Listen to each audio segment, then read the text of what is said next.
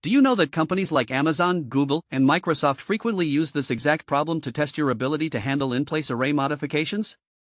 Welcome to the fastest way to learn data structures and algorithms, with this premium revision material.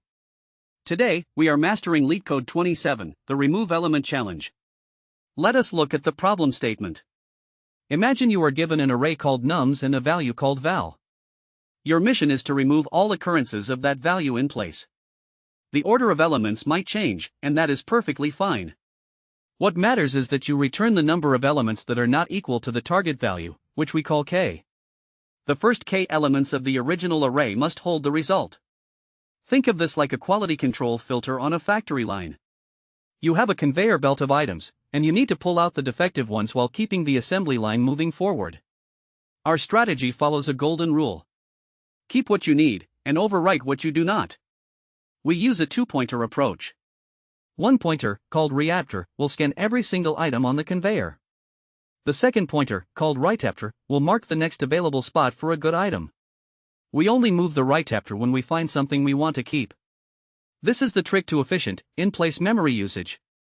Now, let us dive into the dry run. This is the most important part. Look at our array on the screen. The nums array has values 3, 2, 2, and 3.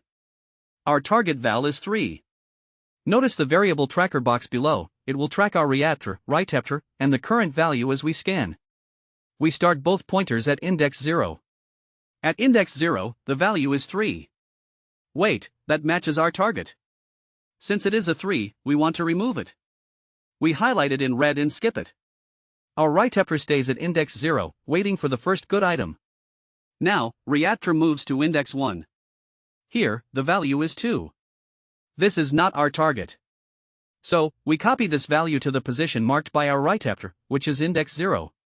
Look at the gold highlight moving. The value 2 is now at the start of the array. We increment our writeafter to index 1, because we have filled one spot with a valid item.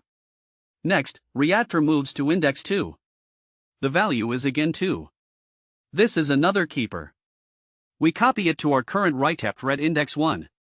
The array now starts with 2, 2. We increment our writeafter to index 2. Finally, reactor moves to index 3. The value is 3, which is our target. We skip it, highlighting it in red. The scan is complete. Our writeafter is at index 2, which means we have found 2 valid elements. The first 2 elements of our array are now 2 and 2. Now that we have walked through the logic visually, let us see how these pointers translate into our Python code. We define our function and initialize writeafter to 0. Then, we use a simple loop where reactor scans from start to finish. Inside the loop, we check if the current element is not equal to val. If it is a match, we do nothing. But if it is not a match, we overwrite the value at writeafter with our current element and then increment writeafter. Finally, we return writeafter as our result. Looking at the complexity, we only pass through the array once, so the time complexity is O of n, where n is the length of the array. Since we modified the array in place without using extra lists or sets, our space complexity is O of 1. And that is the Remove Element Challenge mastered. Save this video for your next interview revision, and follow for more deep dive DSA explainers. Send this to your coding partner to help them level up.